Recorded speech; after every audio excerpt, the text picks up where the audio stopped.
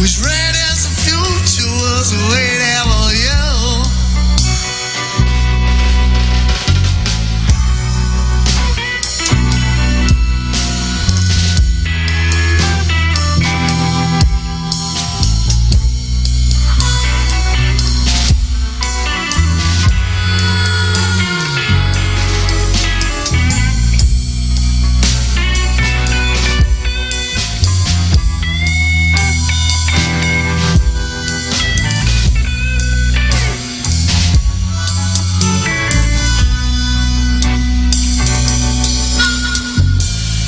Train rolls in the station.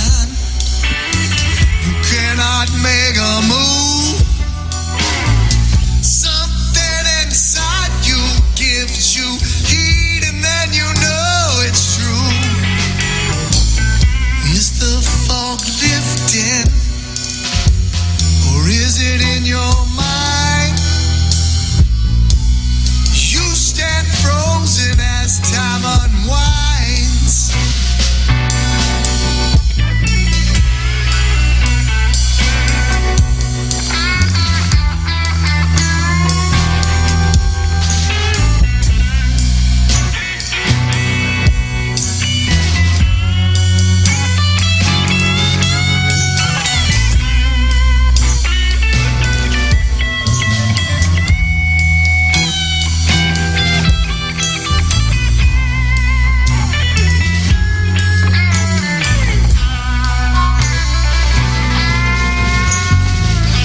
You can lay on the platform. You can weep and moan. Or you can reach your hand up and stop standing alone. Let them take your hand as you lift your face. Rise and take your place.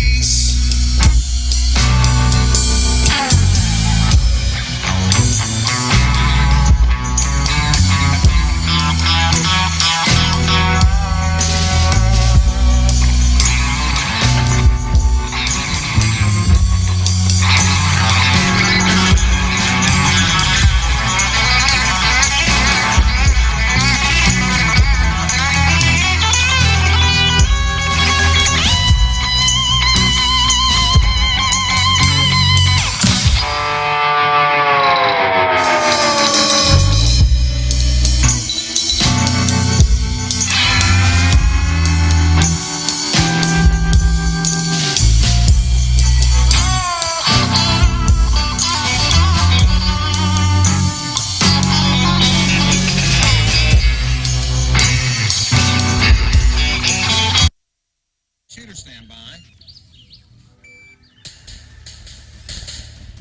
You hit the radio bullseye. And the home for everything Second Amendment. Concealed carry, the latest gear, reciprocity, legislation, the right to self-protection. And it shall not be infringed. This is Eye on the Target Radio.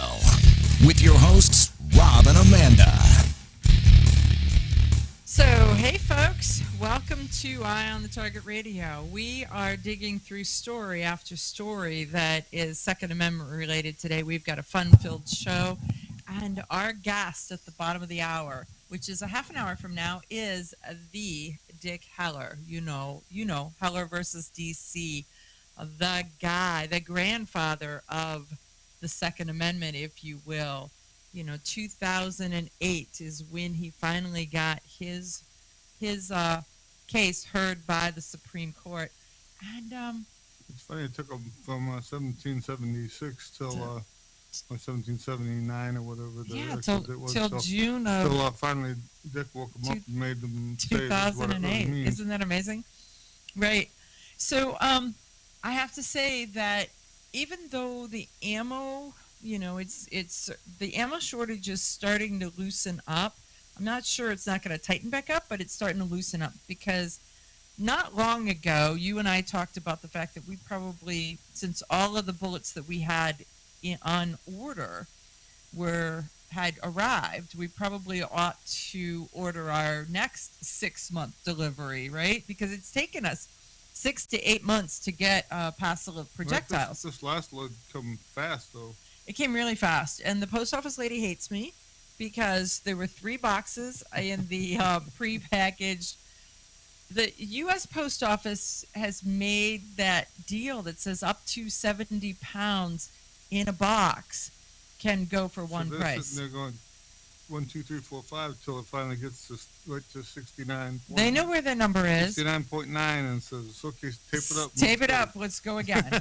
And so there are 3 giant boxes in the foyer that are somewhere around 69.99 pounds, and the boxes no longer have any structural integrity. They have rolled them like a ball to wherever they're going, and so I've got.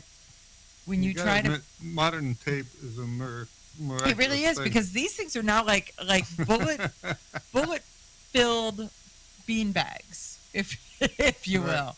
They're really 69-pound bean bags. Yes, can't toss it. When you you know pick it up, it starts to crawl out of your hand like a slinky and rolls out on the floor.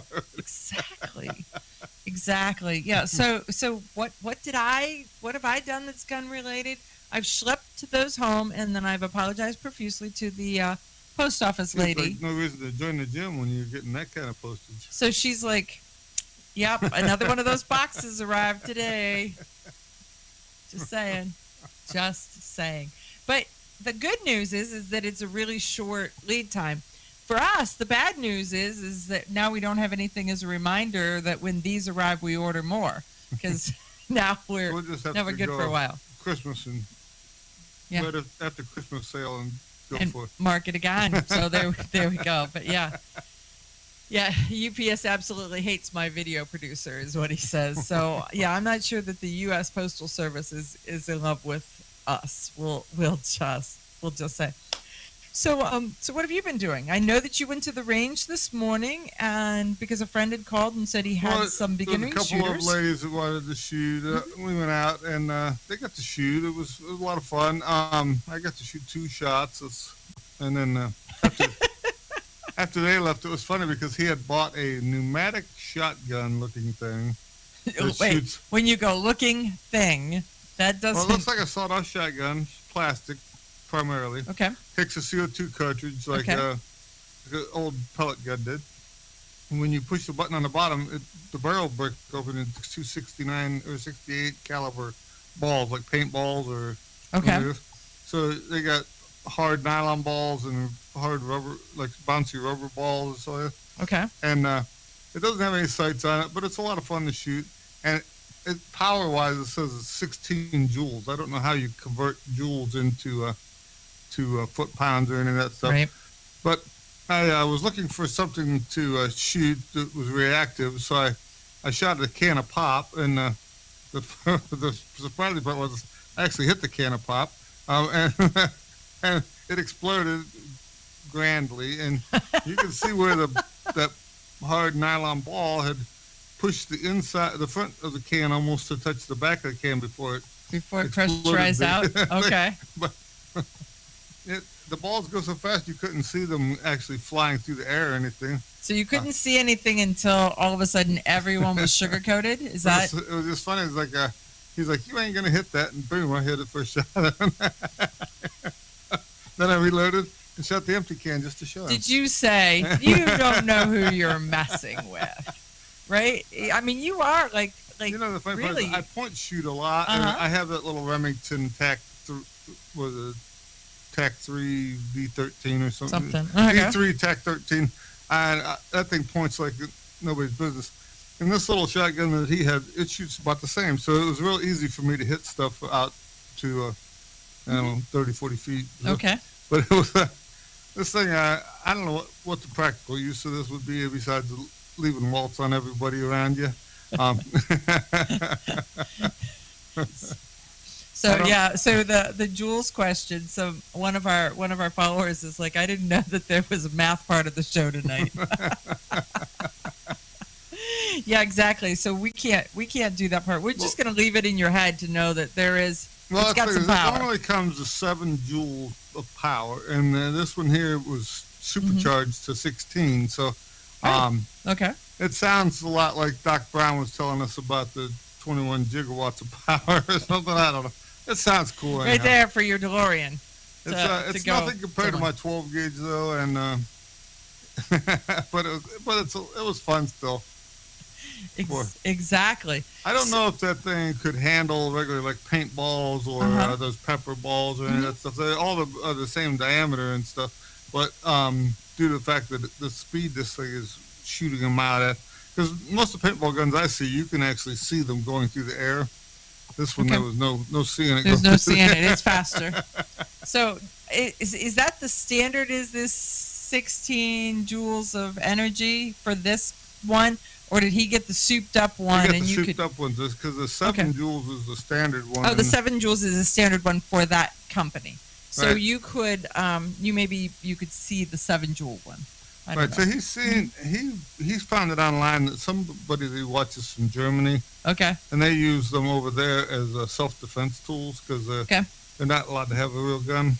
Well, it's really funny. Your training partner gets so much. I don't know how much time he spends watching different people on, but he follows a whole series of people on YouTube that are gun trainers and educators and people who Right, look at a lot new of Navy stuff. SEAls and guys from overseas just to watch techniques and what Mm-hmm. what they're dealing with and stuff like this. So it's funny because every time he comes to the range, he's got new scenarios or new things he wants to deal with. And He's going to stuff, and try and he's going to work on. So it's really good. I mean, the cool part about having a training partner that is this involved is the fact that he always has good ideas. He always has he always I has wouldn't say new good- I wouldn't ideas. say good ideas. I just say new ideas. But He always has ideas. the one time it was funny. He had bought some wood at the Home Depot, and he brought Okay. it with him, and we nailed it and duct taped it all together into this huge L-shaped thing that we could hang a target on. And so I was standing behind him running this huge L-shaped thing made out of 40 1x1s that were all taped together and screwed and glued. And then I could make the target attack in, I could make it go away, whatever I wanted to do. And so we were running all over the range while the target would come at him. He have to draw his gun and engage and stuff. Okay. It was a lot of fun. It was more fun watching two monkeys out there running back and forth than the target. And I would tape think- would let go and things would fly apart. And I would think the next week, because of the leverage and the cantilever, your arm muscles were Things- screaming. Well, instead of the guy coming at you, he's waddling like he walks because that whole spring action of the boards are Right. making it swing left and right. Everything. You're getting a little bit more leverage. You're getting a little more swing. You're getting a little more. That would make a video to where you'd be like, what are you really you want guys to be on a doing? video with that thing? No, no. But maybe you could. We do some other things. We got We like do an some other MMA things. suit. Okay. So you could beat each other with the Right. fists I and know. I stuff. know that you do the whole beating thing. And, Right, so and- we'll set up targets and stuff, and then he'll attack me and punch me with this rubber suit on, uh-huh. and then he stops, turns, and engages the targets while he's all jacked up on the adrenaline and breathing funny and everything. It's much harder to shoot good when you're when you're excited. just got done fighting. So So practicing that and understanding the whole breathing thing, sort of like the Olympics, only it's self-defense Olympics. We'll be back right after this with the history section. Okay, you ask yourself, who is this Realize Firearms Awareness Coalition, and what do they do? Realize Firearms Awareness Coalition is a not-for-profit group based in Portage County, registered as a 501c3, and organized to educate about the historical intent of the Second Amendment to the Constitution of the United States of America, to share knowledge, to enable citizens to accurately relate and defend aspects of the U.S. Constitution, to enhance public awareness and support for responsible gun ownership, and to emphasize firearms education for women who facilitate the transmittal of constitutional awareness and gun ownership to succeeding generations. How do they intend to do that? By talking to you all and having you talk back by hosting educational summits and events. So tune in, listen, and participate. RealizeFAC.com. Your front door, your car, your gun. Safety is a habit. Gun safety and responsible storage are no different, and the best way to help prevent accidents, misuse, and theft. Cable locks help keep firearms secured. Learn how to get a free firearm safety kit. Visit projectchildsafe.org. If you have a firearm, own it, respect it, and secure it. Brought to you by the National Shooting Sports Foundation and the Bureau of Justice Assistance. Shotgun with Charlie. I'm Charlie Cook from Riding Shotgun with Charlie. Conversations in the car about gun safety, freedoms, and even a few laughs.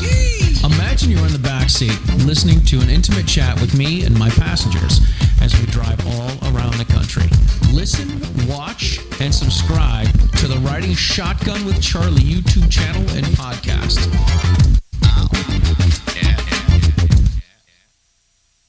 Grab your friends and head to Georgia to train with the Complete Combatant. The Complete Combatant offers a unique approach to self-defense training, layering the first signs of danger, lethal versus non-lethal decisions, and even surviving the aftermath. They offer premier firearms training with a Range Master certified instructor and host the top minds in our industry.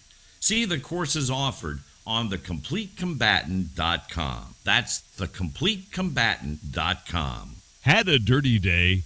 Grunt Goat Tactical Soaps, made from fresh goat's milk and organic oils that detoxify, clean, and restore moisture to skin, will get you ready for your next adventure. These unique soaps are handcrafted in the Blue Ridge Mountains and shipped to anywhere in the U.S. Visit SillyBillyGoatFarm.com for their full line of Grunt Goat Tactical Soaps. That's SillyBillyGoatFarm.com. Ladies, ever wish you could find a brand that understood the difference between feminine and functional?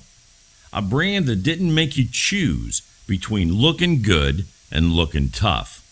Check out offhandgear.com, a brand designed by a gun girl / mom that closed the gap to give you feminine, durable, functional gear. Offhandgear.com, the brand that gets you. We all know rust is bad. To help keep rust from forming on your firearms, tools, and other ferrous-based items, you want to have Rust is Bad in your gun-safe toolbox and anywhere you want to be rust-free. Rust is Bad bolsters and G-strings deposit small, safe particles that coat your rust-vulnerable items. Save your valuable items with Rust is Bad. Go to www.eyeonthetargetradio.com and follow the link for more information. That's www.eyeonthetargetradio.com for Rust is Bad.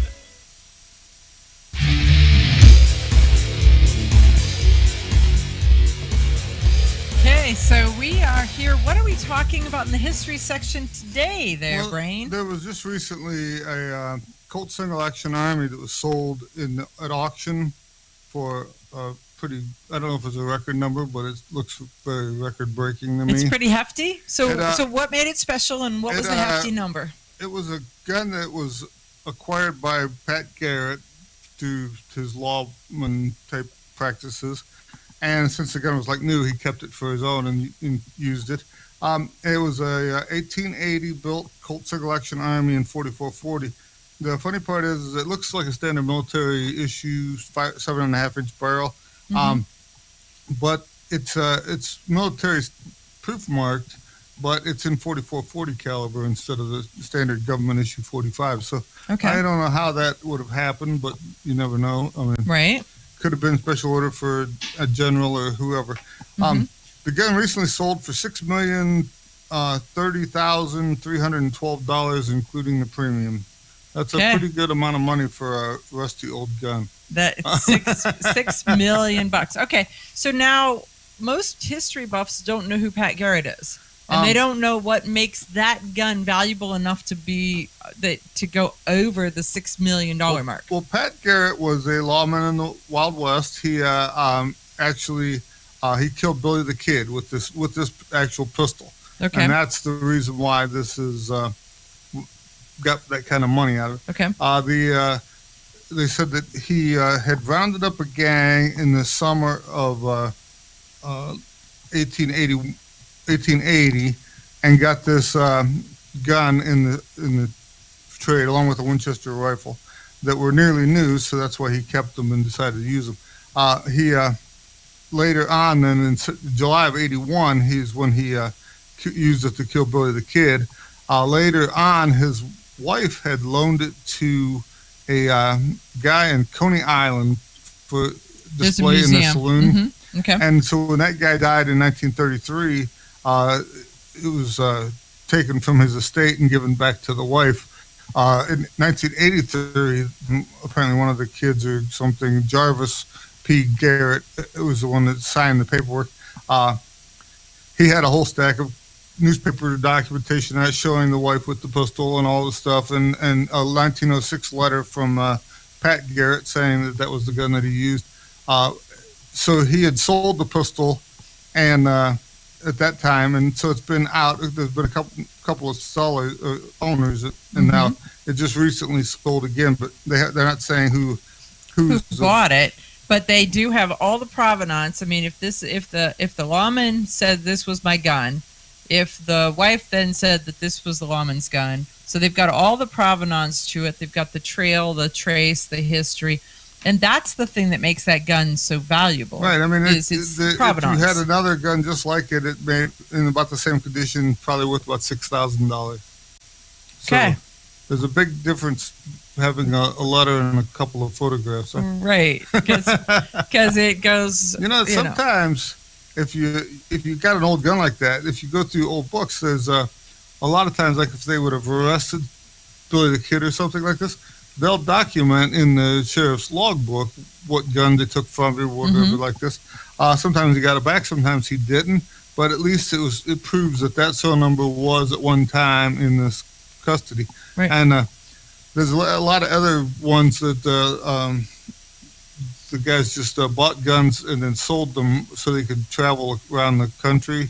Saying that they... Well, Bat Masterson was very good. He would go and buy a bunch of guns, and then he would be on the train heading east. And he would like... sell you his gun because he was down on his luck, and so he would sell you his own personal gun, and then he'd sell 3 or more on the way to town, and then on the way he'd buy more guns on the East Coast and finance his trip back.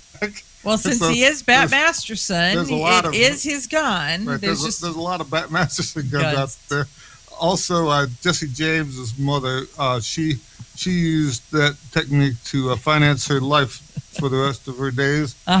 Since there was no Social Security at the time, she would just go to town and buy a gun, and then she would resell it as Jesse James's gun, and it kept her in money throughout. So nobody really knows what gun was Jesse James's real gun. They have a couple of them that they know they arrested him with and stuff like this. Okay. But there's a lot of them out there that say they're Jesse James's gun, but they were really Jesse James's mother's gun. Okay. Well, I mean, and it sort of makes sense. One, Jesse James could have owned more than one gun. Right. Some of us do, but that's the thing is she might as well get some use out of that name. And if you got the gun and a piece of paperwork, even if it wasn't Jesse James's gun, you got Jesse James's mom's gun. Right. It's tied some value to this. Right. So if you've got some kind of proof that you bought it from Jesse James's mother, right. it's got value. And maybe because she was such a shyster. Showman, I think. Okay, showman.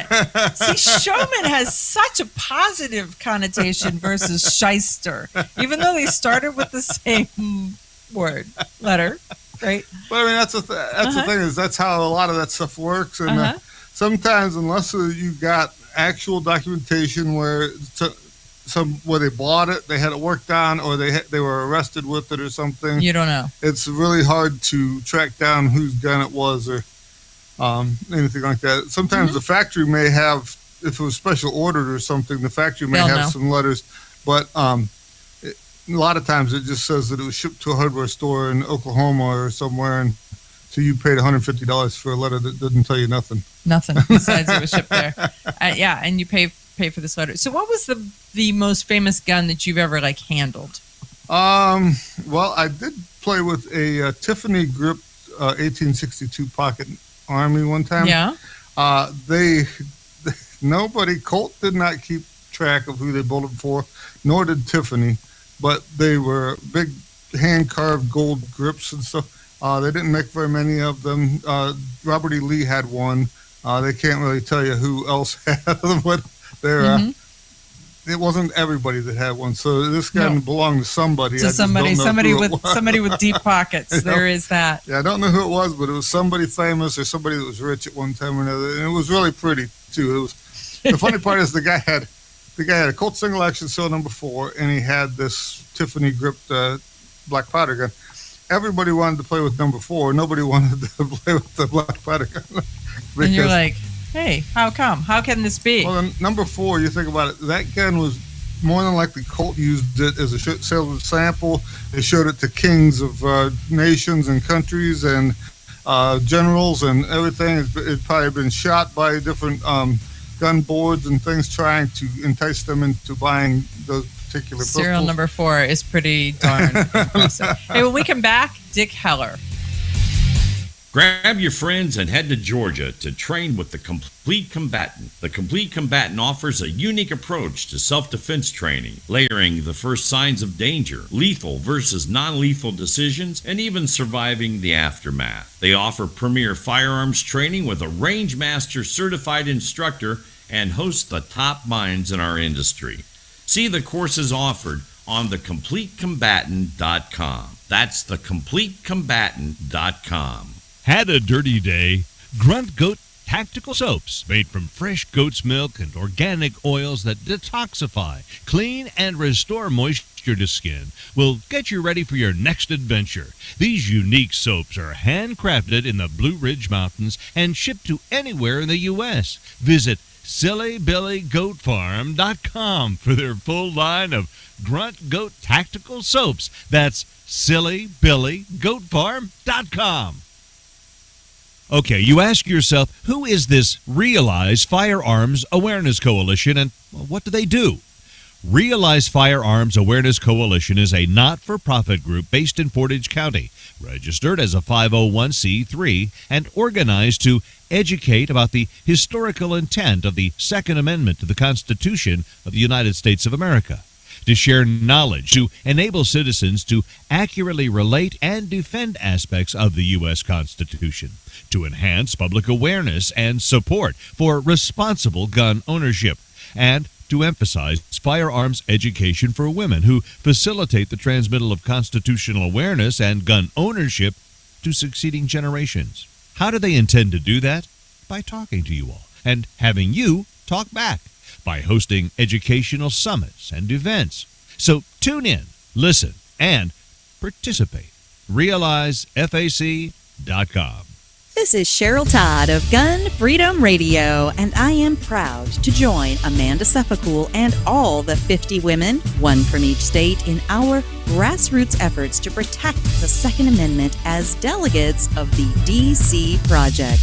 Grassroots organizations like the DC Project run on donations, so please consider donating to our GoFundMe/DC Project to keep the promise of freedom alive. Shotgun with Charlie. I'm Charlie Cook from Riding Shotgun with Charlie. Conversations in the car about gun safety, freedoms, and even a few laughs. Imagine you're in the backseat listening to an intimate chat with me and my passengers as we drive all around the country. Listen, watch, and subscribe to the Riding Shotgun with Charlie YouTube channel and podcast.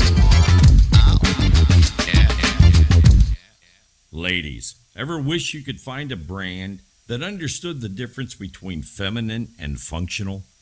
A brand that didn't make you choose between looking good and looking tough.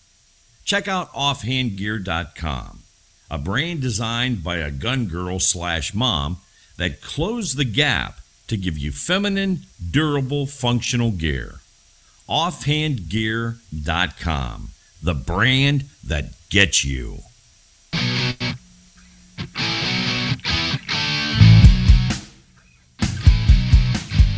Hi, this is Paul Lathrop from the Polite Society podcast. I wanted to let you know that the show you're listening to is a proud member of the Self-Defense Radio Network. You can check out all the shows on the network by going to selfdefenseradio.net or tune in for more on Self-Defense Mondays on Karma Radio, KRMAradio.com.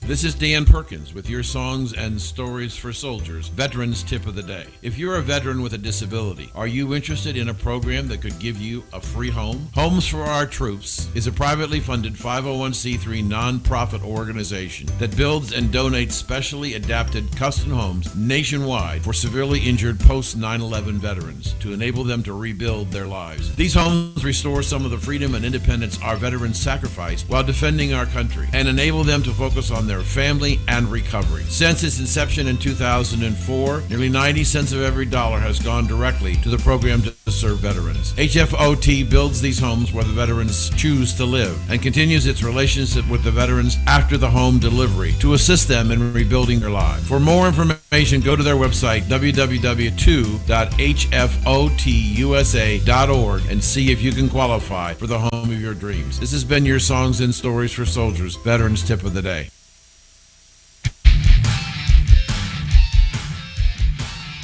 Okay, we are back, and it is the interview section of our show. And guess what?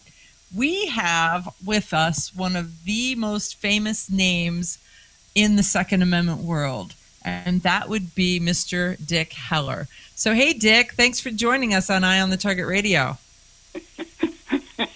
I'm laughing because I'm famous. I'm just a dude. Just a dude. You're just a dude who stood strong in a time when so many people didn't or don't or haven't or all of that. And that is what makes it such. Well, thanks for being a gun dude. That is a great descriptor. Everybody needs to step up to the plate because we're in the process. The communists are in the process of winning. That means we must be in the process of losing. Right. If there's a winner, then there is the reciprocal to that, which would be the loser. So I remain absolutely amazed that it took until June 26th of 2008 before the Supreme Court made a determination that said that you have the right to have a gun in your own home. And that, you know, the Second Amendment, everybody quotes the Second Amendment, but it took them more than 200 years to just say, hey, dude, you can have a gun in your own home. So, you know, that's kind of funny, though. Why is it that the Second Amendment you have to have a permit for, you have to do you don't jumping, but the First Amendment you're all good with, 14th Amendment, whatever, all the rest of them, you don't need a permission slip. Right, we've allowed that to happen, but it's folks like Dick that's backing them back up. So we allowed the erosion to happen, and Dick is standing strong and pushing forward. So I invited you on because you have just filed a new lawsuit. So since 2008, you have filed several others, correct? So tell folks what you've done. Heller 1 was to open the barn door. Heller 2 was to let the horses out, and we won. Out of 16 issues, we won 7 or 8 of them, and we're just fighting to grab some of those that we lost back, like in this case, self-manufacture of your own firearms on this one. And there would be more if everybody hearing your voice every week logged into hellerfoundation.org and ponied up $27, we could take a handful of cases to the Supreme Court. It's all about the money. So the website again is heller.org. Heller Foundation. Hellerfoundation.org. Okay. And there's a shortcut. You can go to hellerguncase.org. That's easier to remember, I think. hellerguncase.org. Okay. So we will promo that. 27. Is there meaning for $27? Oh, sure, you know that. 27 words of the Second Amendment. It's not too much and not too little. Got it. Okay. Just tying it all together. 27 little words. Yeah, and So 27 little dollars. 27 little dollars, and if everybody just did 27 little dollars, that's an amazing ask. you know, even you're right. even people can afford $27 to keep their guns. Mm-hmm. No, I think that makes a lot of sense. So this case that you have just done is for manufactured guns. So Well, you know, the ATF 80% kit gun. right. Well, if Yeah. I can have a whole gun, why can't I have a half a gun or an 80% gun? It's irrational. And by the way, my lawyer informed me, he said after he wrote his complaint part, he said, I looked at the regulations, and he says every police officer would have to turn in their service weapon if they really enforce this rule. Because it's How got so? plastic parts. Oh, because it's got plastic parts. Yeah, it's not a scream. Think about how many composite guns and plastic guns and I yeah. still got some good old-fashioned steel ones myself. Right. Well, there's the combination, but still, okay. That is extremely interesting. So your lawsuit is filed with Washington D.C. proper, or where have you filed this? Oh, well, it's against the city because it's the city Okay. idiots. I mean, the city legislative council, city council, that Got it. that basically whimsically said, "Oh, what can we invent? What dumb idea? What government stupid idea can we put on paper to infringe on rights?" And this was a doozer.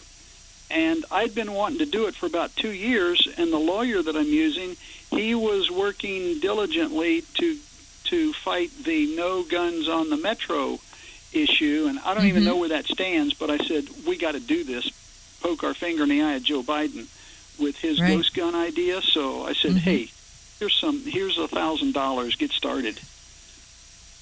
Okay. And so if anybody wants to then back you up, support you, go to either hellerfoundation.org or hellerguncase.org and donate $1 for each little word in the Second Amendment, $27, Or as much as you want. or $270, or multiples thereof. Pick a number. And Sure, yeah, go. 27 words of the Second Amendment, and then you could add a zero because there aren't any more words after 27. Right. Or even Yeah. another zero. And, yeah, whatever. However deep your pockets are, put off buying that next gun and defend the guns you have. Sure. It makes a lot of sense. Okay, so you have now filed suit against the city of Washington D.C. City proper, yes. City proper. So now what? So how long do they have to respond to it? And they just hate it when you come to to talk to them, right? I walked in this past week to get fingerprinted, and I saw buddies of mine and said, "Hey, Heller," in the hallway, and some of the police guys say, "Hey, Heller's back." So I said, "Hey, I got a mask on and a hat. How do you recognize me?" They said, "Well, we do. We know do. you." Yep. There you go. That's pretty interesting. So you have filed. So what was Heller 3, and is it still in the courts? Heller 2 and 3 were we were challenging everything they had written after Heller 1. Okay. On July 26th, on June the 26th, by July the 15th, they must have already had a standby plan, good attorneys, because they gave 16 new elements that you could not have. You couldn't have just about everything. So Heller 2 and 3 was the challenge of all those 16 elements. And right in the middle of jockeying for position to go to the appellate court of the D.C. Circuit, Sandy Hook happened.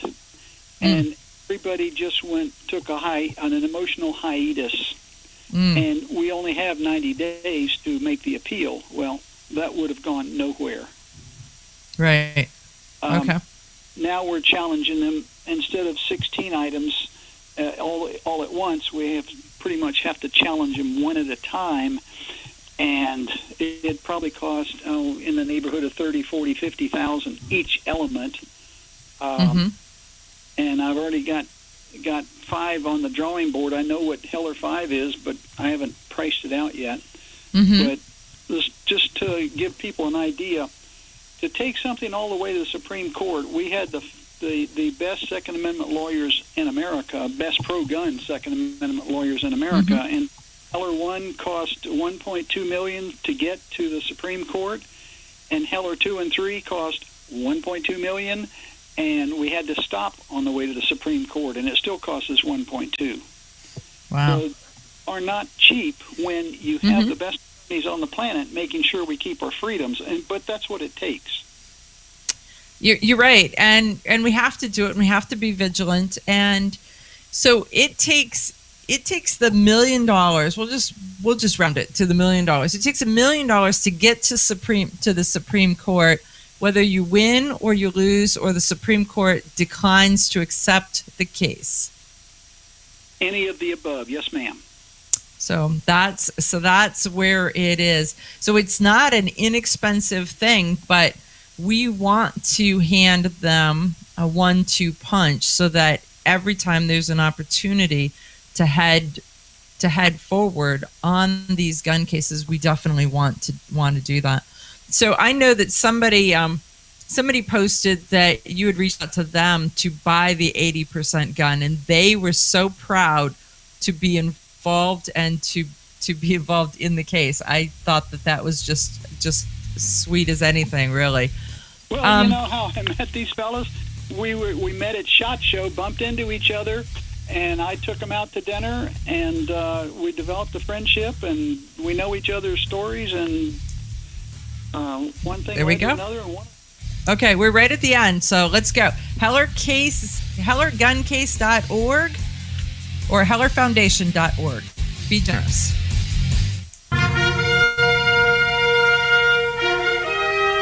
Honest citizens like you protect themselves every day. We talk about it every week on the Self-Defense Gun Stories podcast. Were these gun owners lucky, or did they have a plan?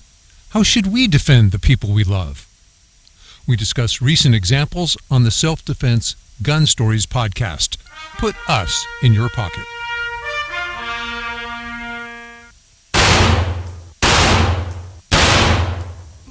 Hi, I'm Janelle Westrom, owner of Davenport Guns and Davenport Shooting Club. At Davenport Guns, we do so much more than sell firearms. We advocate for increased personal safety and security, not just for you, but your whole family and community. Go to DavenportGuns.com to see our online inventory and browse videos, articles, and things we just find entertaining. Sign up for our newsletter to learn more. This is Cheryl Todd of Gun Freedom Radio, and I am proud to join Amanda Seppacool and all the 50 women, one from each state, in our grassroots efforts to protect the Second Amendment as delegates of the DC Project. Grassroots organizations like the DC Project run on donations, so please consider donating to our GoFundMe/DC Project to keep the promise of freedom alive. Ladies, ever wish you could find a brand that understood the difference between feminine and functional?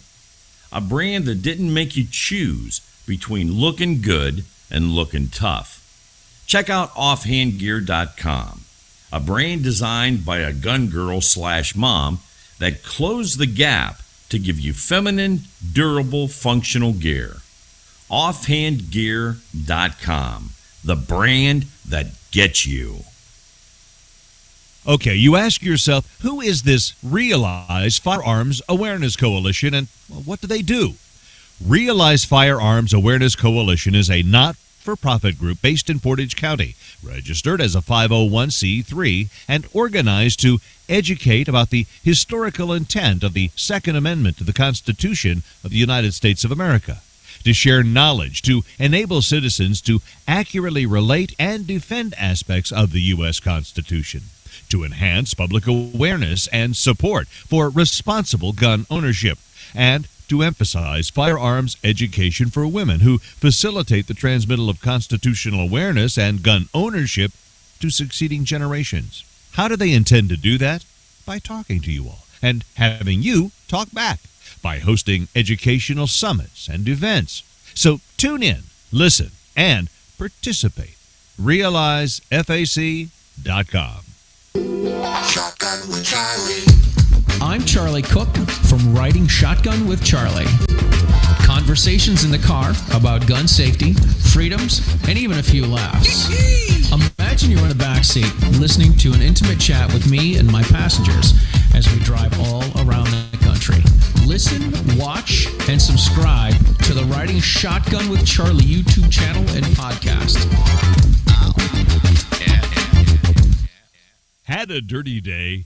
Grunt Goat Tactical Soaps, made from fresh goat's milk and organic oils that detoxify, clean, and restore moisture to skin, will get you ready for your next adventure. These unique soaps are handcrafted in the Blue Ridge Mountains and shipped to anywhere in the U.S. Visit SillyBillyGoatFarm.com for their full line of Grunt Goat Tactical Soaps. That's SillyBillyGoatFarm.com.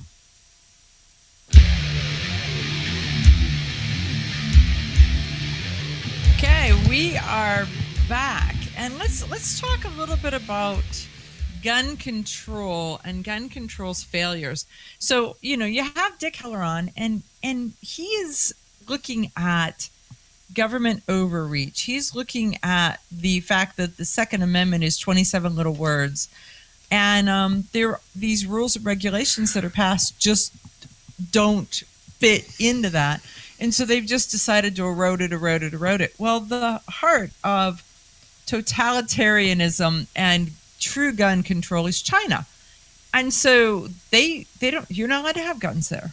So there's... Right, they love to take pot shots at our Second Amendment and think that we should be disarmed. Yeah, so the Americans shouldn't have this, and that Chinese, it's much safer. Well, on September 13th, a lawyer was killed in Wuhan. We all know the name Wuhan.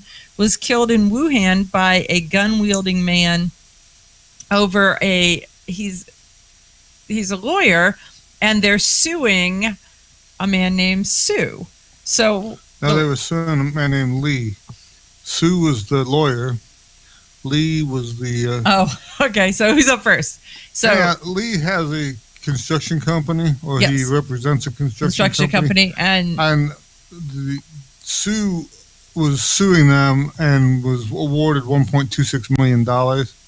And Lee has a shotgun. He was slow at payment, and so the court reprimanded him because he didn't pay the money. Okay. So he came and shot the other guy for being a troublemaker, apparently. Right. And but how can that be? There's not allowed to be any guns. They say that only the gangsters have guns. Well, this guy is not a gangster. This guy did not have any history. He didn't, the thought police hadn't gotten to him. No, he was just a construction guy. He wasn't a drug dealer or any of that stuff. So, so China comes after us a lot about our Second Amendment, that pesky Second Amendment. Yet it's not working. Gun control is not working on their side. And once you get past gun control, neither does their knife control or their murder control or whatever it is that they want to say. If someone intends to harm, to create harm to another person, they will figure out a way to do it. Right. Your job is to have a way to stop them. Right. Since you took your fork and your knife and all that, you got to do it with chopsticks. You can do it with a spoon. Chopsticks. Well, there's something you have to have. So you need to have a way to protect yourself. And whose job is it to protect you? It's yours. Who cares the most whether you live or die? It should be you. So there is that. I don't know. So then there's a couple more court cases that are going on that are pretty interesting. Second Amendment Foundation put out a press release that they're involved in a Pennsylvania gun range case where there was a gun range that has been active since, golly, I don't remember how many years now, in the 1990s. So it had been there. Yeah, so it had been there before the 1990s. The township was having issues with them or giving them grief since the 1990s. It was 265 acres in the greater Pittsburgh area. Well, they took a hiatus because of an ownership change, and then when the new owners went to open the doors, grand reopening, they were not allowed to. And so the Second Amendment organization, Second Amendment Foundation, decided to get involved, and they have brought a lawsuit together, and the judge has granted it to move ahead. So that's why we have these organizations that help stand with us, stand for us, and stand to right the wrongs when they are wrong. Well, that's the thing. The Second Amendment protects your right to have a gun, but it's all the incidental stuff like bullets and ranges and stuff like this that is kind of a gray area. As much as someone said that they're linked together, it doesn't do you much good to have a gun if you can't get ammo, or you can't get you can't get to the range, you can't practice, you can't. So somehow the court links all that together. That the Second Amendment grants all of that. They protect your car and the highway at the same time, because one's not any good without the other. So there you go. So have you seen this the thing in blah? Have you seen the thing that is happening in Michigan with their concealed carry law? And they're writing a reform bill in Michigan that is very interesting, because currently, if your concealed carry license expires in Michigan and you are carrying, that is as if you're a felon. That is as if you never had a license in the beginning, you never had training. So on Monday, your license is valid and you're good to go. And on Tuesday, your license is expired and you potentially could be a felon. So they have House Bill 4003. So House Bill 4003.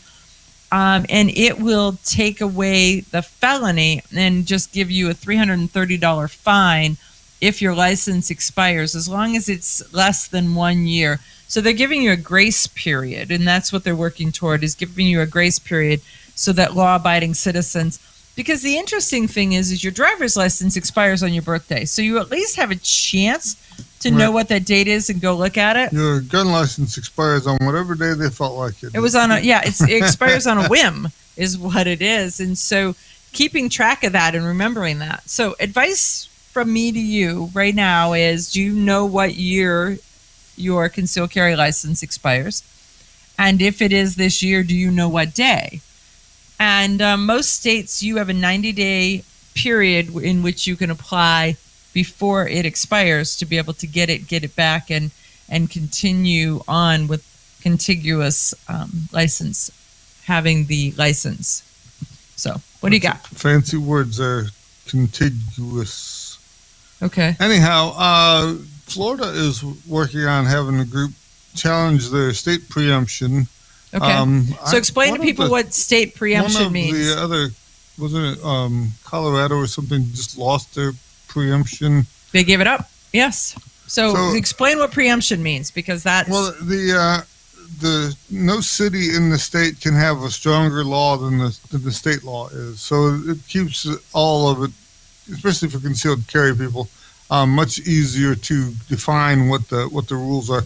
I know here in Ohio, before preemption, some of the cities had like point systems. So if your gun had this feature, it got this many points, and if it got that feature, it got that many points. After it hit a certain number, you weren't allowed to have it. And you could have the gun here, but you couldn't have the gun there. But if you were just traveling, say from Columbus up to Toledo, as a resident of Toledo, you couldn't own it, but as a resident of Columbus who was just visiting, you could. So it was really confusing patchwork of laws. Now the Ohio's preemption stuff has teeth in it. So if you challenge preemption, if you lose, you have to pay both teams legal fees. And so that way, when Ohio has to go at it, they go at it both barrels. I mean, Yeah. you're getting all the as state, many lawyers as they can find because you're paying for them. So and they haven't lost, and the cities have paid, and so Cleveland I don't is know a if couple Florida. times. I don't know if Florida has the same type of teeth in it or not. Right. But it's just that it's much easier for everyone in the state if you know what the rules are instead of each little community Right. being able to have. Yeah, because think about it. I mean, it's already hard enough as you drive from community to community to get into the 25-mile-an-hour zone and then the 55-mile-an-hour zone. So think about where you're driving, and every time that there is a speed limit change, there could potentially be a gun law change. And your job was to know them all as you drive through them. It's almost impossible. And so what happens is that it either encourages you to break the law, or it causes you to just elect that you're going to leave your gun at home in fear that you're going to take a chance or do something that would be unacceptable to the legal system. Right? Right. Right. I mean, it's. I didn't see it as encouraging me because I really don't need much encouragement. There is a little bit of that. We'll be right back. Okay, you ask yourself, who is this Realize Firearms Awareness Coalition, and what do they do?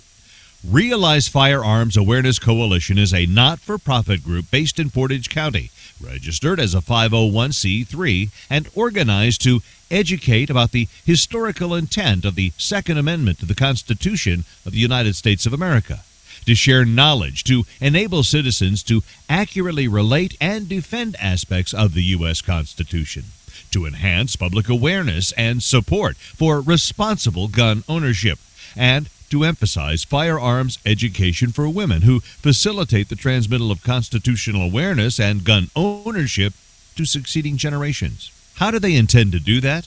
By talking to you all and having you talk back, by hosting educational summits and events. So tune in, listen, and participate. RealizeFAC.com.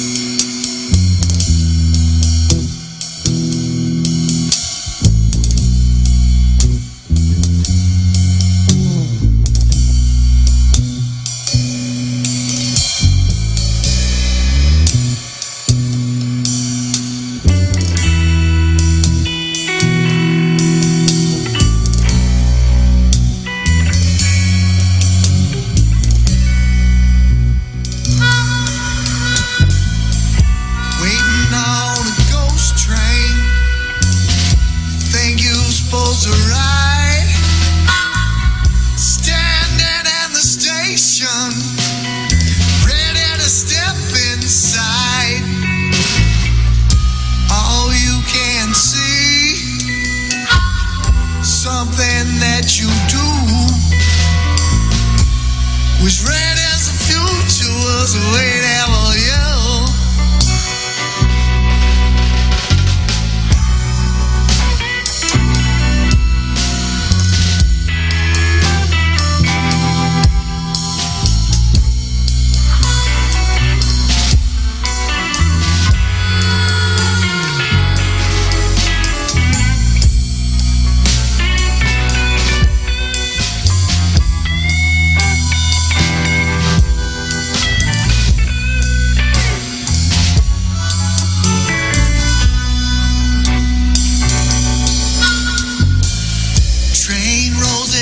nation.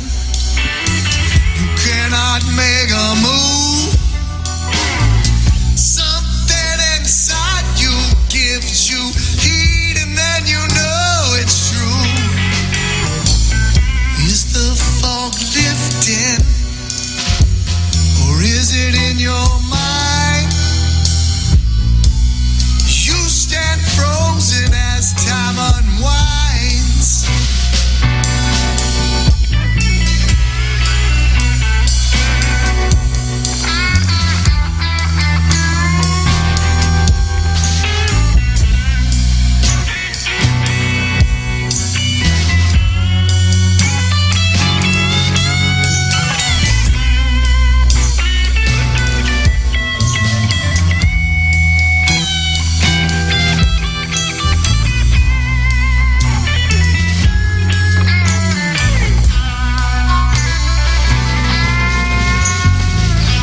You can lay on the platform.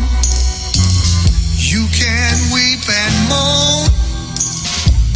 Or you can reach your hand up and stop standing alone. Let them take your hand as you lift your face. Rise and take your place.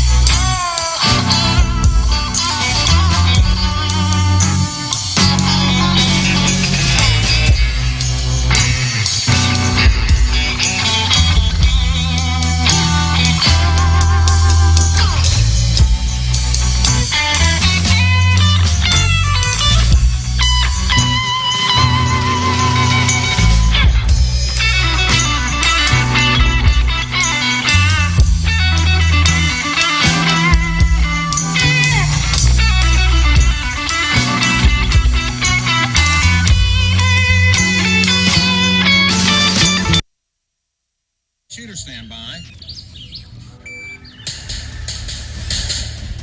You hit the radio bullseye. And the home for everything Second Amendment, concealed carry, the latest gear, reciprocity, legislation, the right to self-protection, and it shall not be infringed. This is Eye on the Target Radio with your hosts, Rob and Amanda.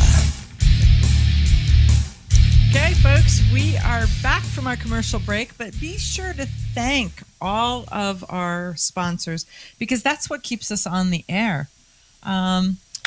We've got buy yourself a car arms pistol. That'll make you feel good. That will be, yeah. So you could get a Tommy gun, you can get a Magnum Research. Just so many choices. There's so many choices. Nice little 22 with a suppressor on it. Whatever you want. Okay, so we'll be sure to have some big conversations as we walk through the Tommy Gun Warehouse. So what do you want to talk about now? Well, I wanted to mention CNJFO and say that they, too, are a group that is worthy. So as much as Dick Heller fights for the Second Amendment and the HellerFoundation.org, also consider CNJFO and making a donation to them.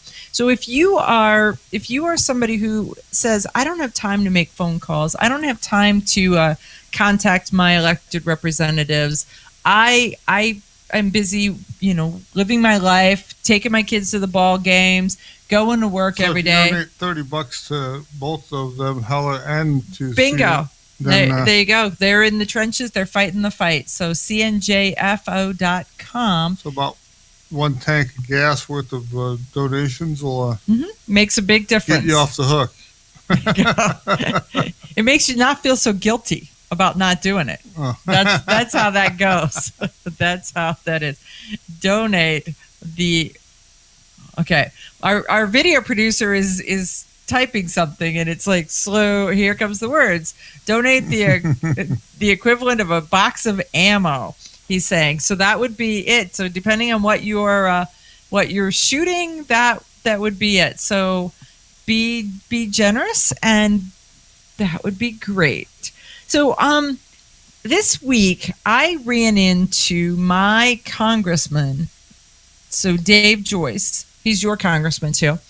And he walks up, and the first thing he said is, "Hey, Amanda, I just want you to know I saw the news that women are the largest gun buying population in the United States." And I was like, "I know.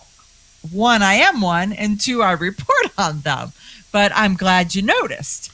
Well, they've been buying for years because most women are in charge of the pocketbook. Mm-hmm. So when you need something, you have to go through the boss to get it. You do. You have to be like, can we budget this? Have we budgeted that? Whatever that is. But there is that. So Second Amendment Foundation put out a press release that says that more women are buying guns than ever. So Wall Street Journal report on the 2021 National Firearms Survey noted that approximately 3.5 million women and 4 million men bought guns for the first time in 2019, between 2019 and April of this year. So that's we've noticed. That's brand new gun owners, right? I had 3 ladies out on the range this morning that 2 years ago would have never thought about that they needed a gun or wanted to get one or anything. But they're watching the 24-hour news cycle. They are seeing that somebody's got to do something. Somebody's job is to defend, and that is that. So the other part is that I'm not sure that all of our listeners know that not only are we on the radio, we are also on-demand TV. We're on Facebook. So we do a Facebook Live. We're on OpsLens, which is an app that you can do on your phone. It is on your smart TV, Apple, Roku, Fire Stick, so that you can get to OpsLens. That is the channel, and then we are the show within that channel. And so both this show and my new Friday night show. We could play like a little puppet show here while we're doing things, so that the extra for people watching. I'm going to say no. We can't get puppets. No, I'm going to karate chop your puppet as it starts to come up onto the side of the screen. I'm just going to be like, when everybody hears that, ouch, they're going to know that I karate chopped your puppet. I just thought it would be a little boost to the television audience when they're watching the puppet show. Right. They could be acting out the different... all the different news stories. Yep. There you go. You got little finger puppets with little... I don't think so. I feel like Al Borland. I don't think so, Tim. I just don't think so, Tim. So I don't know. Yeah, so the video producer says, why not? Violence sells. That would be, they'd love to. We could have a couple different puppets. One could have its eyes X'd out. The other one's... I would say that my puppet gets to have a giant hammer, and he's going to whack you. Or maybe it's got a Desert Eagle. Or I don't think so. Gold tiger striped even. We're just going to say it is no. colored television. There's so much other stuff. No. Do you guys, all you radio people, listen to what I have to put up with. He is a brilliant gun guy, but man, he has got a warped sense of humor like you have never seen before, ever. And he's like, what? It's perfectly normal. And it's like, no, it's not. I just wish all you guys could see what I can see in my head. No, we would be traumatized with what's in your head. There's no way. So it's really interesting, though. The report, the Wall Street Journal came out and said more women than ever are buying guns. And then after that, then Then Cam Edwards came out with an article. Then Alan Gottlieb came out with an article. This is all Also, tied too, to they're when Rick saying- Ector. I see that the liberal news is going Uh-huh. crazy because the minorities are also decided they all need guns. So So the blacks and Latinos and that their numbers are Well, and going- you're seeing what the attacks on the Asians. So the Asian population is arming themselves.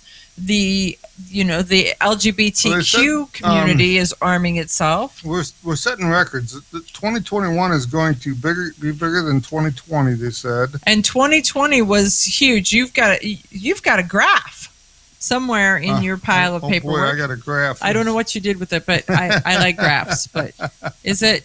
Oh, here, you handed me the graph. Is this the graph you're looking for? They're just saying. See, we have a graph. The funny part of the graph is, if you can read it on the thing, is showing that during election years and the year following, so 2008, 2009, there was a pretty good spike in gun sales, and then in 12 and 13, also a spike.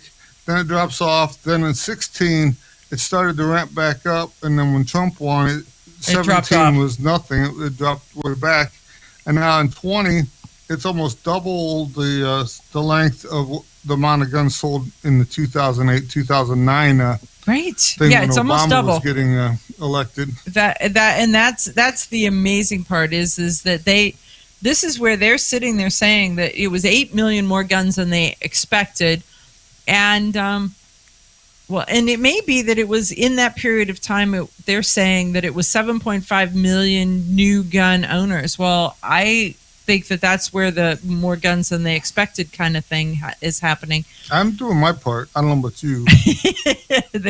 There's all of these little pieces, but it's pretty interesting watching what's happening. But I think that frankly, violence sells, fear sells, politics sell, and all of those things cause any people. kind of shortage. As soon as somebody says that you can't get one, I think all I of a need sudden that. I gotta get one. If I can't have it, then I'm going to wait until as soon as I can get it, and then I'm going to get it because I might need Or it. I'm getting two just because of the fact. I might have wanted it. I might decide later I want it, so I better have it so I could have it when I want Right, it. and I might need a couple of them just in case. So Exactly.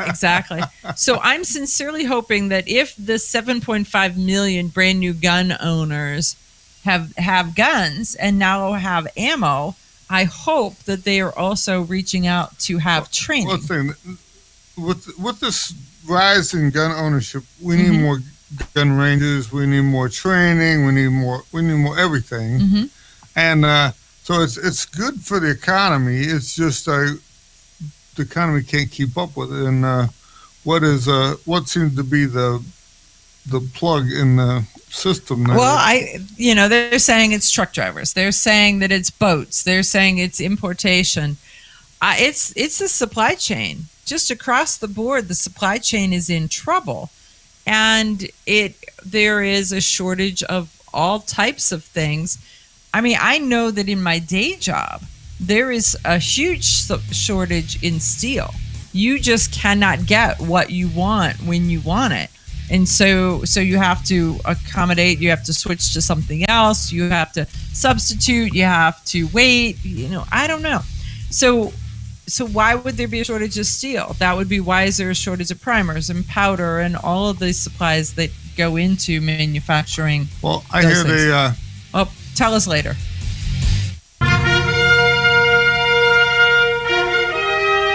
Honest citizens like you protect themselves every day. We talk about it every week on the Self-Defense Gun Stories podcast. Were these gun owners lucky, or did they have a plan? How should we defend the people we love? We discuss recent examples on the Self-Defense Gun Stories podcast. Put us in your pocket.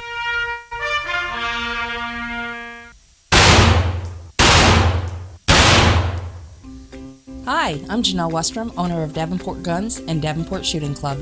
At Davenport Guns, we do so much more than sell firearms. We advocate for increased personal safety and security, not just for you, but your whole family and community. Go to DavenportGuns.com to see our online inventory and browse videos, articles, and things we just find entertaining.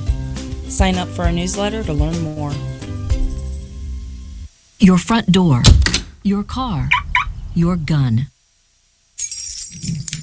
Safety is a habit. Gun safety and responsible storage are no different, and the best way to help prevent accidents, misuse, and theft. Cable locks help keep firearms secured. Learn how to get a free firearm safety kit. Visit projectchildsafe.org. If you have a firearm, own it, respect it, and secure it. Brought to you by the National Shooting Sports Foundation and the Bureau of Justice Assistance.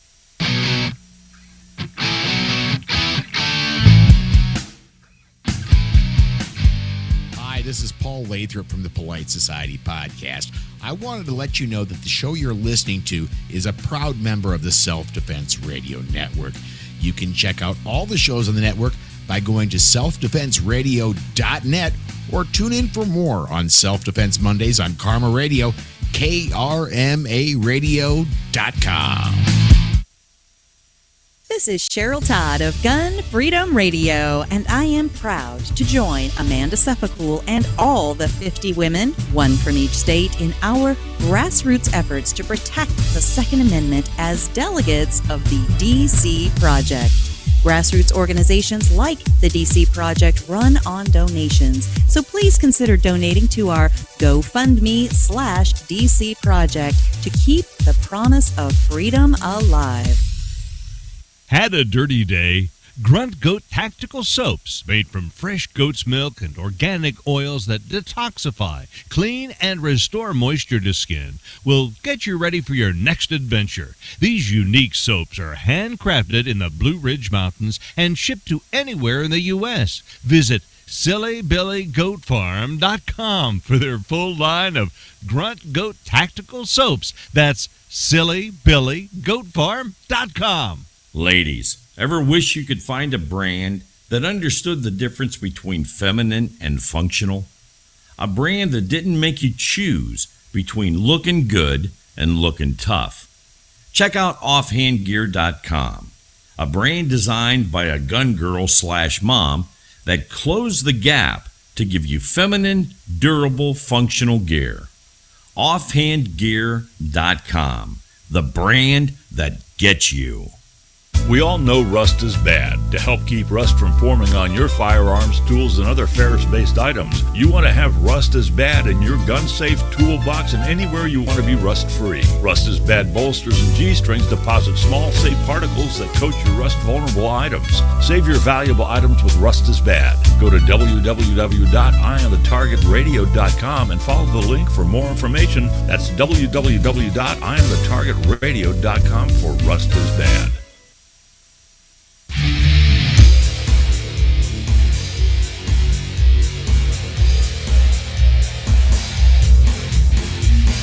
Of the new gun owners, one hopes that they will go for training. The Rick Ector event that we were at just a couple weeks ago up in Detroit, so Legally Armed in Detroit, and his training center, he had the women's shooting event up there where he hoped to train up to 4,000 women, and he had instructors from all across the country that came and joined him.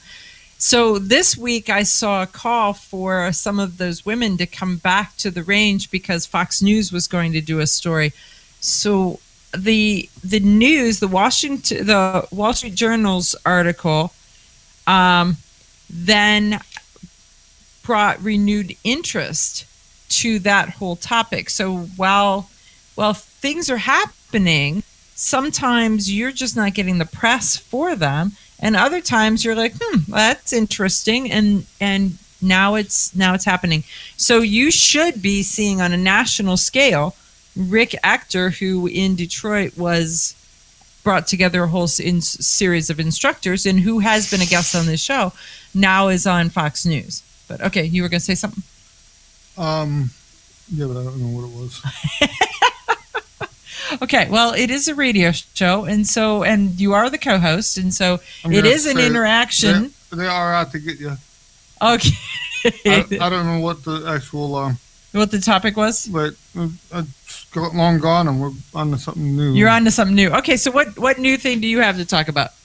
Well, there's a lot of wannabe criminals, and some of the stuff is turning out that it's not really the criminal that wants to be the criminal. It's the police officer that wants to make you a criminal. Okay. This guy was driving his car in. So this is a Bearing Arms article by Cam Edwards that was just published. Then the title of it says "Court Sides with Gun Owner over Cop in Carry Case." So it's the police officer versus the concealed carry holder. The city of Waterbury. His GPS was doing that recalculating thing. So he pulled over to give it a second to figure out where it was at because apparently he was close to his destination. Right. We've all been there with the recalculating, and then you're like, darn it, I don't know where I'm at. And yeah. So anyhow, the police stopped him. He caught the eye of a policeman because he pulled over. So he was up front with the officer, told him that he had a permit and he had a gun. And so they pulled him out of the car, handcuffed him, and threw him in the police car. And he even told him where the pistol was in the side door of the car. So when they forcibly removed him and handcuffed him, slapped the cuffs on it. So there you go. Cuff him, Dano. So you can see it happening in your mind's eye. Right. Placed him in the back of the cruiser, and then he took over, and the police officer searched the vehicle, searched the concealed carry holder personally, and then he searched the vehicle, and he found pills in the vehicle. And so then that brought a whole nother firestorm of things. Right. Well, the pills were nitroglycerin pills for the guy's heart condition. He also seized $320 in cash and a thumb drive. Because there you go. What's in your pocket? What's in your wallet? So anyhow, they ended up. He filed charges against the officer as soon as he finally got it straightened out and got out of let loose. So the judge in the case, U.S. District Judge Janet Arterton, anyhow, okay, she agreed with him in saying that the police officer really didn't have probable cause to detain him or to search his car or anything like this. The police officer says that he did just because there was a presence of a gun, and also that gave him the opportunity to search the car at that point. And even if that doesn't do anything, he has qualified immunity. Qualified immunity, which shields him because he's a police officer. It's funny because the officer gave like 4 different things, and then he finished every one of them with the qualified immunity, just in case that they weren't. It didn't stand up. Then even if I was wrong, I have qualified immunity. Right. And then B, here's my issue for B. And then even if that's wrong, I have qualified immunity. And then let's talk about C. And even if I'm wrong, I have qualified immunity. So anyhow, this case is in the Second Circuit Court, and it covers Connecticut, New York, and Vermont also. Mm-hmm. And so it's starting. Yeah. So they're saying right now that an officer cannot just say, because there's a presence of a gun, oh, by the way, there's a permit with that gun. So it's not an illegal gun. It's a permitted gun. That just the presence of a gun does not give the officer cause to arrest you or to detain you and to search your vehicle, because they have to have probable cause, and that is not it. I mean, we just got done saying that 31% of all people have a gun in their possession. She says no reasonable officer should conclude that plaintiff posed a meaningful threat for being armed and dangerous simply because he discloses that he has a pistol and a license in his possession. So. Right. So there are some police officers who are too big for their PJs, and here's another one. 2 Florida boys who decided they were going to plot a Columbine-style shooting. Mm-hmm. When it's all, they go and talk to the mother, and she's like, "He's just a little boy." He's just a little boy. He really didn't mean anything serious. Blah blah blah. Pay attention to what your teenagers are doing, folks. Right, because this was that they had done all kinds of. They were plotting to execute a mass killing, and they had identified the school, the location, where they are. Maps of building's interior and surveillance systems. Right. The one had gone to school telling people that he had a gun in his backpack, though he did not actually have one. But that they had at home amassed guns, ammunition, knives, and the map and the location of all surveillance cameras within the school. So, but the mom is delusional in that he's just a little boy. If your little boy has detailed surveillance maps of all of the security cameras in a facility, he's probably not just a simple little boy any longer. What do you think? Right. In the past, we talked about where the teenagers and some of them had got off because of the Don't start a new story because we've got 30 seconds in this section and you'll get cut off and then you won't remember the point you're going to make. Okay, leave this top of the pile. You're gonna make that your point when you come back. But folks, watch your kids, watch your neighbors' kids, watch the people that you interact with, and if something doesn't seem right, the family is the first to realize it. So be vigilant. Grab your friends and head to Georgia to train with the Complete Combatant. The Complete Combatant offers a unique approach to self-defense training, layering the first signs of danger, lethal versus non-lethal decisions, and even surviving the aftermath. They offer premier firearms training with a range master certified instructor and host the top minds in our industry. See the courses offered on thecompletecombatant.com. That's thecompletecombatant.com. Had a dirty day?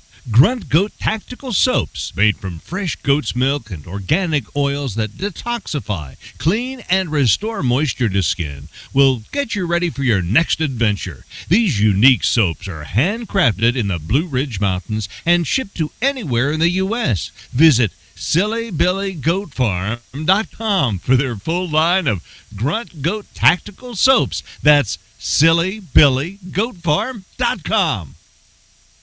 Okay, you ask yourself, who is this Realize Firearms Awareness Coalition and what do they do?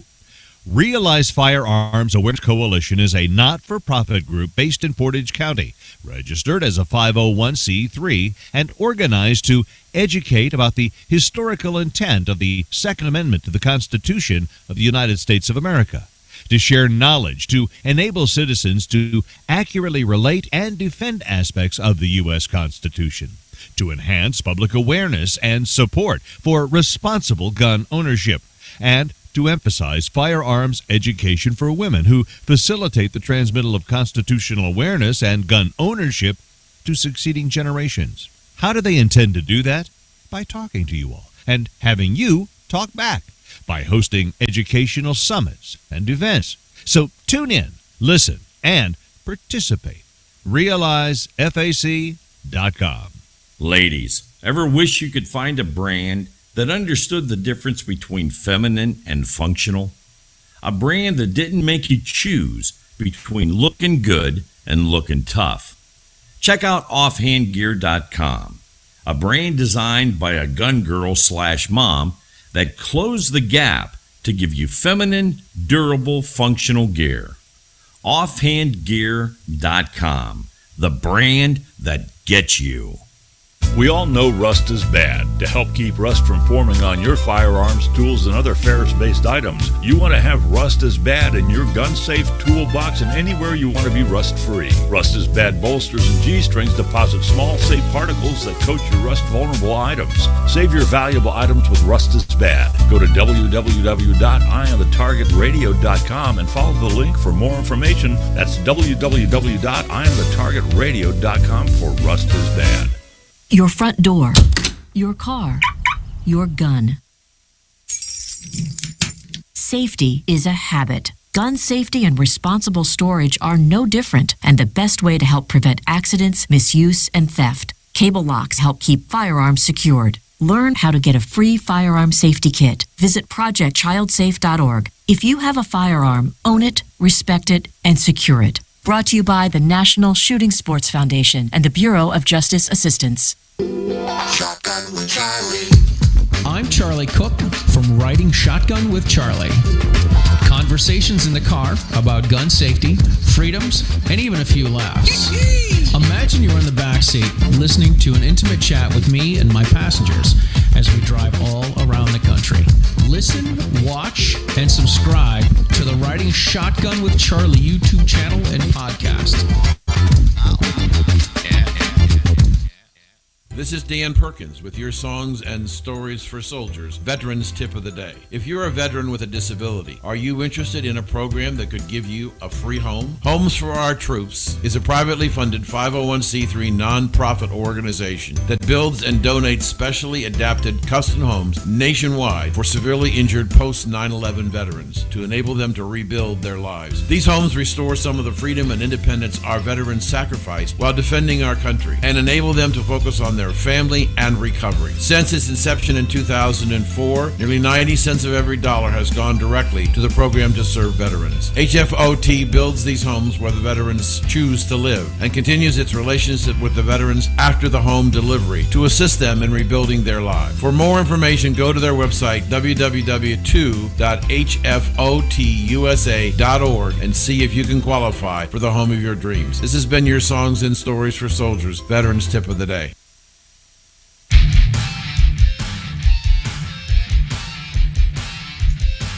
Okay, well, you had a point that you were going to make that was slightly interrupted by a commercial break, but those commercial breaks are so critical to our advertisers. Here's a story about a university student who was asleep, and somebody in the neighboring apartment discharged a firearm negligently and shot him in his sleep at 11:30 in the morning. So it goes to show you that the early bird gets get out of bed.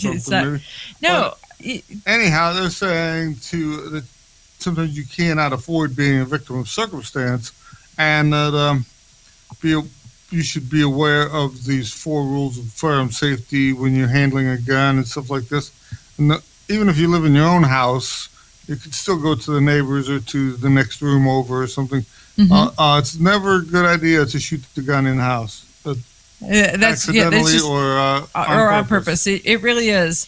And so a negligent discharge is, because it's not an accidental discharge, it's negligence. And so that can impact someone else's life, and then it can impact, in turn, impact your life for the rest of your life. Always be ready thing, and never get sucker and even break thing.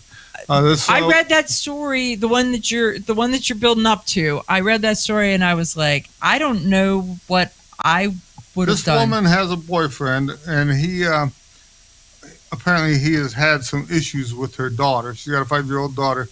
He says that she is full of bad spirits, and she's a demon, and all this stuff. So he picked her up and threw her off the third-story balcony. Yeah, the third-floor balcony. So the mom shot him. She promptly shot him multiple times, and then the police were called. And right, because she shot him, and then she jumped off the balcony to where the daughter was. So she jumped off the third-floor balcony to get to where her daughter was. Not sure that was the wisest choice either. The daughter is not dead. So the daughter has suffered a fractured arm, a pelvis, a leg, a rib, a collapsed lung, and a lacerated liver. But she was updated to stable at the time that the report was submitted. And the guy, he also, even though he'd been shot through the hand and the chest, he's also in a critical but stable condition. It doesn't say anything about her apparently jumping 3 stories to the ground. She landed like Spider-Man or something. I cannot. I mean, I read that and I was like, she leaped over the balcony to take the quickest way down, which I don't know that you're a lot of help to someone when you're also broken at the bottom of a 30-foot drop. Right. So she says that she believed that the boyfriend had killed her daughter and that she was in fear for her life. That's why she shot him. I don't think she's wrong, right? I mean, there's a spot when you jettison the kid off the balcony. And they're not saying anything about charges being filed or her conditions. It's right. So, well, he was booked in absentia for suspicion of attempted murder. Okay, and child abuse. So good, get him. Here's two more that were in an apartment building fighting amongst themselves when they shot their 1-year-old by accident. Right. So yeah, in this case, they're not going to charge them with child abuse or anything because they lied so they were fighting, and why they were fighting over the gun, and then the gun went off. They shot the kid in the head. It did not go through his skull, so he is wounded but not mortally wounded.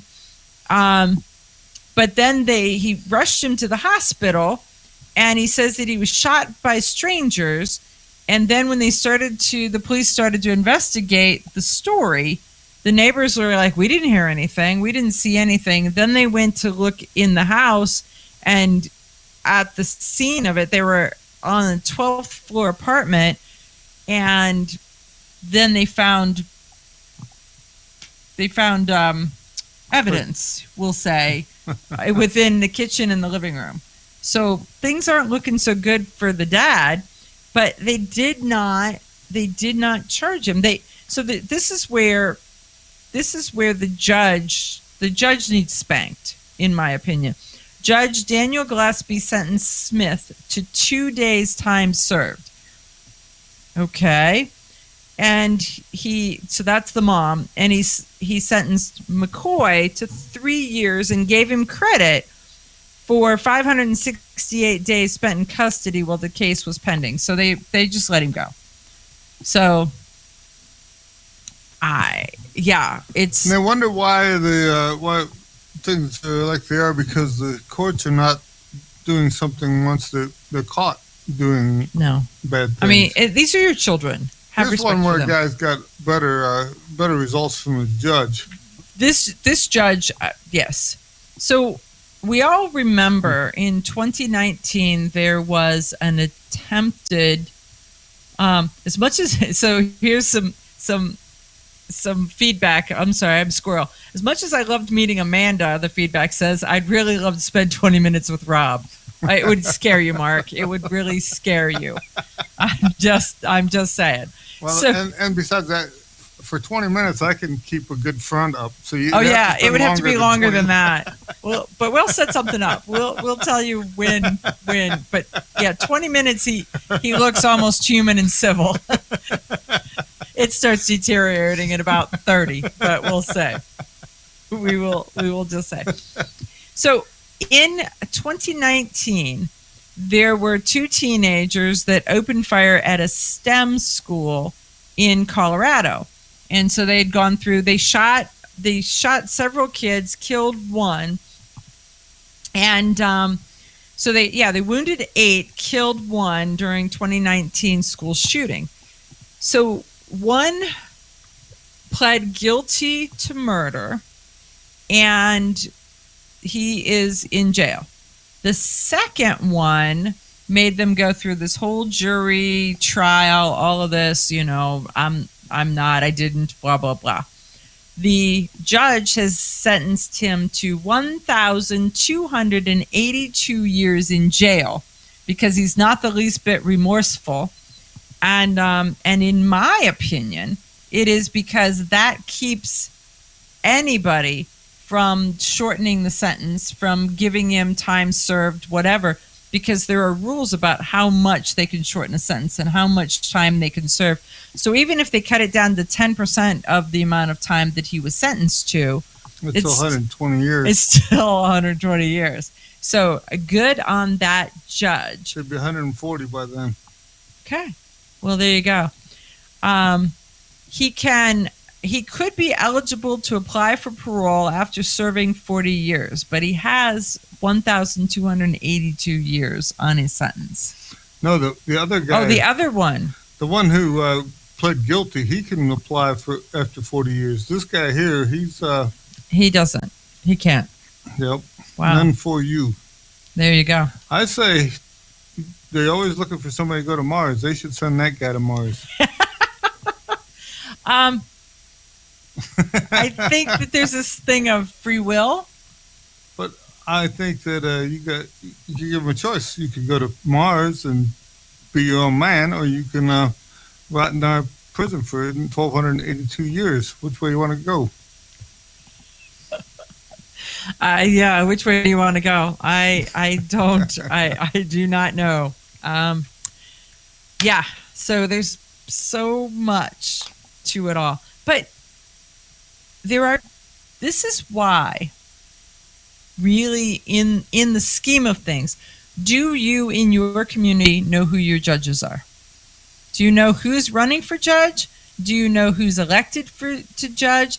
Do you know if the judge's policies follow your back thinking? in the day, I remember there used to be like a fairness in judgment or something type things, and then they started screaming because it was too harsh all the way around. So instead of you would get these mandatory sentences for this, that, the other thing, then they started giving these plea bargains so that nobody got anything out of it. Maybe we should just go back to this mandatory. Right. You do this, we do that. You do this, we do that. That way, it's kind of like a menu. You before you commit the crime, you look at the menu and you 82 see. says this is what you're going to get out of the deal. Right. You see what the potential winnings of that choice potentially could be. I kind of like it. No surprises then. Yeah. So that is, the video producer says he knew a lot of judges in his youth for all the wrong reasons, but that is really the thing. The only people who know the judges are the criminals.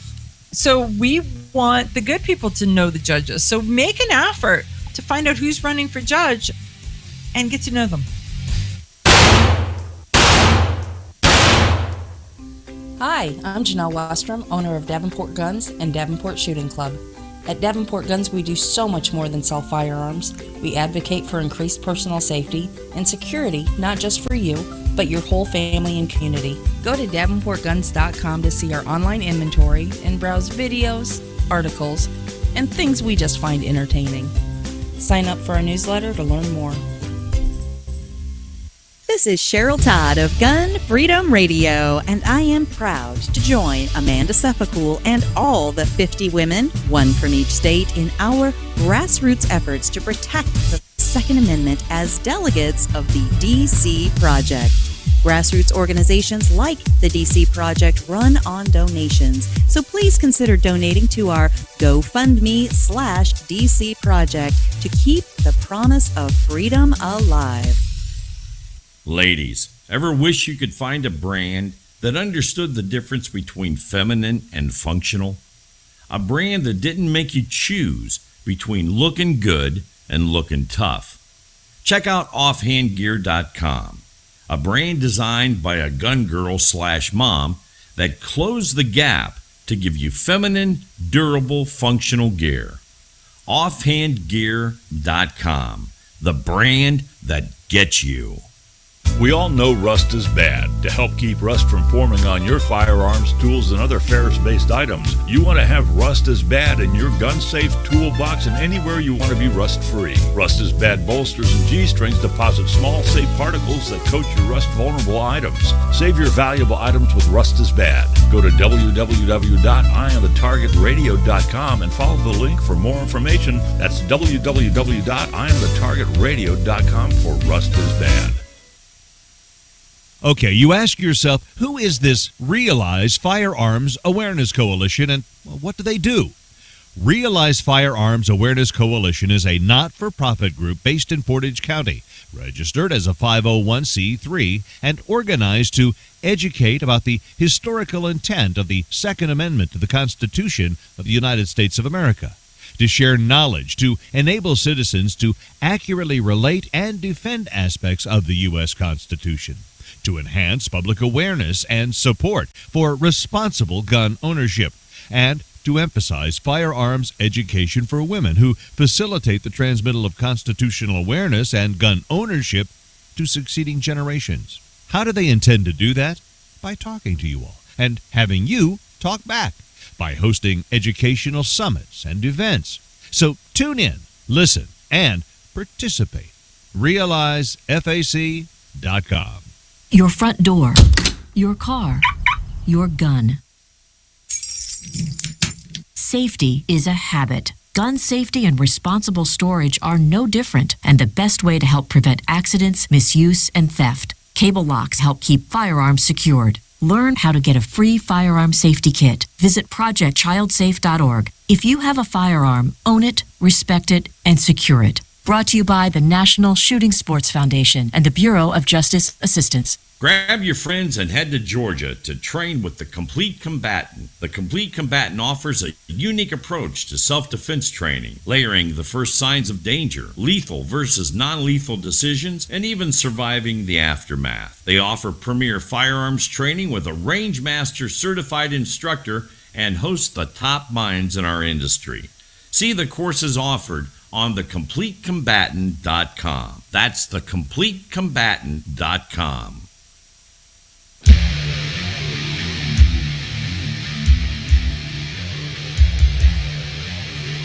Okay, we're back, and I want to talk about this. I want to talk about this Los Angeles story. I read this one, and so this is an Emerald Land story. When it happened, June 30th.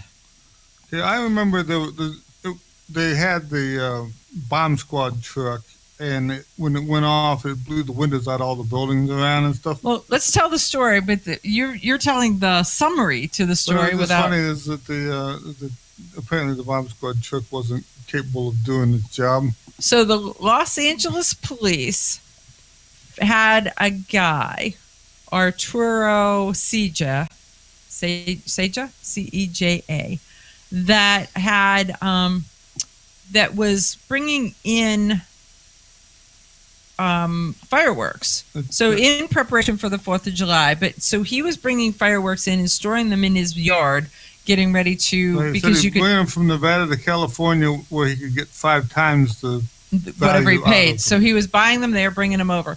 So somebody snitched on him, and so before he got to sell all of his loot, he's an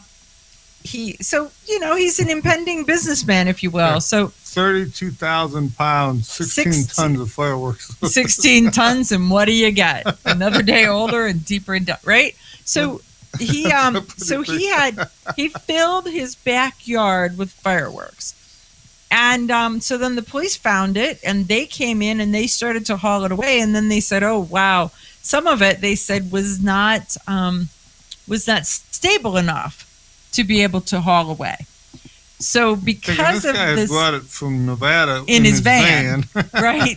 So the police brought in a total containment vessel, and that's one of those where you drop it in, screw down the lid, and set it off. An iffy total containment vessel. Well, or they put in all 16 ton, and they didn't calculate right. But what happened was they decimated the total containment vessel. They exploded it, and it didn't survive the encounter. It damaged homes in the neighborhood and injured a total of 17 law enforcement personnel and civilians that were standing I remember around that it. story, and they were showing like all the buildings around it, blew all the windows out of the buildings, and so somebody didn't calculate right. So they are going after him. They're throwing the book at him. I personally am not sure that they can, that they should be able to charge him with all the destruction, because he didn't do the destruction. right, he was handling it safely. They were the ones that were the threat. Iffy. So something. So I would think that somebody in the LAPD bomb squad needs to get a new abacus. Math skills. Right? He needs a slide rule because his calculator is broken. Or they need glasses and bigger letters to say capacity on the side of their new total containment vessel. Maybe that was it. They needed a new one. If they didn't, that one was all wore out. Or they got it at a discount on Wish. I don't know. But I thought it was entertaining, absolutely entertaining. So AmmoLand sometimes they just have some of the most incredulous stories in there. So remember what do you got? 2 years ago when we went to SHOT Show and everybody else went to Virginia to protest because they got a new governor, this Ralph Northam, who was so anti-gun, he was passing every law under the sun. Right. So every town for gun safety now is donated $1.8 million in an effort to elect Terry McAuliffe. And these two governors hand the state back and forth to each other because they're not allowed to. Old Dominion governors cannot serve consecutive terms. So they... So it's like you get this one, then you get that one, then you get this one, then you get that one. It's whose turn is it? Right. And the guy from New York, Michael Bloomberg, is paying for the win. So pay attention to who you're voting for, folks, because just because you've heard the name doesn't mean it's good for you. Right. Yeah, because McAuliffe has already sought to make guns an issue in the race, and he is linking gun control to public safety, and control of one is control of the other, if you will. Did you ever watch the Eddie Murphy movie where he was going to Congress and so the guy had died and he had the same name, so he just stepped in and bought all of his campaign equipment. Okay. And then he just ran as this Jeff Johnson, the name. Didn't show no pictures of himself. He didn't have to have a platform so because everyone knew the name. He won. Then when he gets to Washington, they're like, well, what do you think about this? If you're for it, we have money. And if you're against it, we have money for you. And frankly, yeah. Right. You know the name. So pay attention. Don't just go by the name. Vote for the actual person and what they're going to do to you, not for you. Well, the problem is that we've turned elections into sound bites, and so you don't even get to see their platform of what they really stand We've for. turned America into sound bites. We don't get the whole story. We don't know anything about what's happening as a whole or what the thought path behind that was. It's just one 30-second little blurb of something that's you're supposed to say, yay, team, go. Yay, team, go. Okay, I said it. I'm not sure it's going to help. I don't know that it's going to help. But, yeah, Virginia needs to pay attention because one would have thought that at some point Virginia was kind of part of free America, and it's really headed to no, it's not. Yeah. Well, it's mainly the people along the coast that are steering it. The inland people are still... well, there's so many people from D.C. that have moved into Virginia, right. into the edge of Virginia. That is where they work in D.C., but they live in Virginia. So. Right. So the Second Amendment Foundation wants you to join their online for their gun rights policy conference. So that's this next weekend. And you could also join them with sending some money too. So you can join them and send them some money. So they have a whole lineup of speakers, but they are touting John Lott, Cam Edwards, the host of Cam and Company and a writer of Bearing Arms, Stephen Gutowski, who is the staff writer for The Reload, A.W.R. Hawkins, who writes for Breitbart News, Mark Walters, host of Armed American Radio, Alan Gottlieb, founder of the Second Amendment Foundation, Massad Ayoob, Dave Koppel, Second Amendment author and scholar. He's written all kinds of books. And David T. Hardy, Esquire, litigator. And there's so many other people who have spoken. So here's, apparently it's www.saf.org/GRPC/. Yep, that's it, just /. So it's Gun Rights Policy Conference, and just register, and they will then send you all the links to it. But it starts pretty and interesting stuff when you get to hear these guys talking about what's it going really on around is. the country. So I have I've given my presentation and sent it in, and I'm not sure when. I've not seen the lineup to see exactly when the timing is for anything, but we'll fill everybody in on what is there. Charlie Chambers says, "Wow, great lineup," and Charlie Chambers, so many people that you know will are going to be there. So you too, Mark Hookham. Sorry.